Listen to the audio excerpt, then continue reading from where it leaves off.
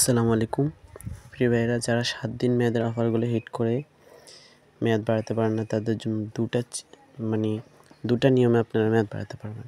যেমন আমার এখানে কি দেখায়, 15 এপ্রিল মানে আজকে মেয়াদ শেষ হবে 5:54 16 সেকেন্ডে। তো এখন আমি এটার মেয়াদ বাড়িয়ে নিব। আর আপনারা অবশ্যই নোট করে রাখবেন।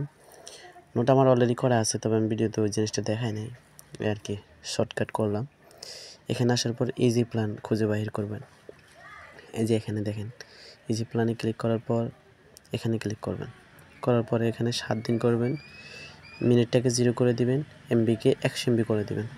করার পরে যে এখানে ক্লিক করার পরে এখানে কনফার্ম ফার্স্টে ক্লিক করলে আপনার 15 টাকা কাটবে, 100 এমবি 7 দিন মেয়াদে চলে যাবে।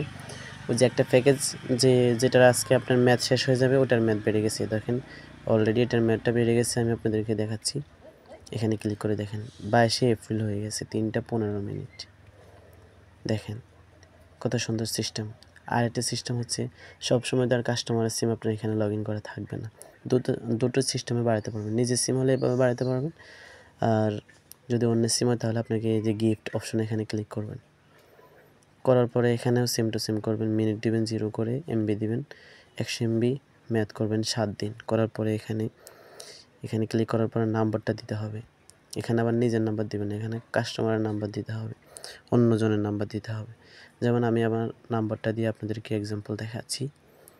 এখানে ক্লিক করলেই মেয়াদ বেড়ে যাবে। এইভাবে আপনারা মেয়াদ বাড়াবেন। অবশ্যই চ্যানেলটি সাবস্ক্রাইব করে রাখবেন।